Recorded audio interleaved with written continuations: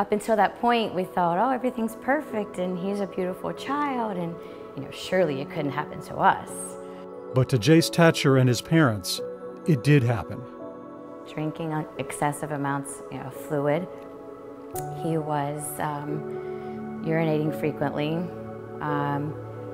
Weight loss. And we went to the emergency room, and sure enough, his blood sugar was 967. He was diagnosed at 2. He could barely even speak. Our world came crashing down. We had to get used to a new way of life. The Tachers needed help. It was really important for me to find somebody or something or someone who knew what I was feeling. And I found that in the Diabetes Research Institute.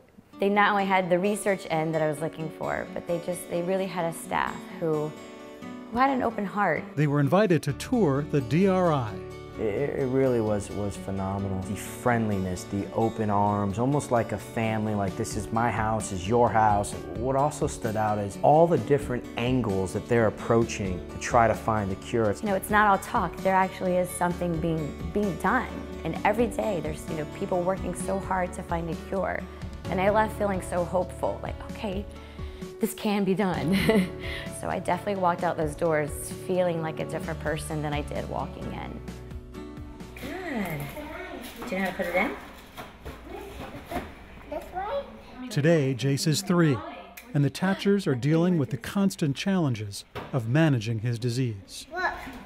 We check our son 10 to 12 times a day, you know, checking his sugars. We check him at night, and life is different, you know, where it's 1:30 in the morning and you're waking this little 3-year-old kid up and you're saying, hey, Jace, do you want to eat some cookies? He's like, sure, Daddy, or, you know, or he puts his finger up like this, you know, because you're checking him. Through walkathons and other activities, they're raising money for the DRI Foundation, but their worries about Jace do not stop. I always worry. When he's away, whether it's at school or another activity, or even when he's sleeping at night, I still worry. The worry is always there. But so is hope.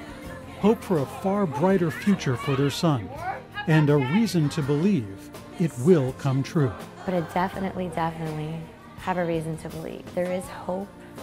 People are out there working every single day helping to find a cure. The cure is coming, and you have to grab onto that.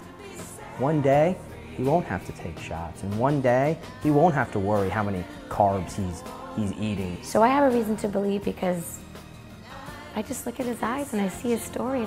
From a very young age, I want him to grasp in his heart that there's hope. So finding a cure is my reason to believe, and my son is my reason to believe.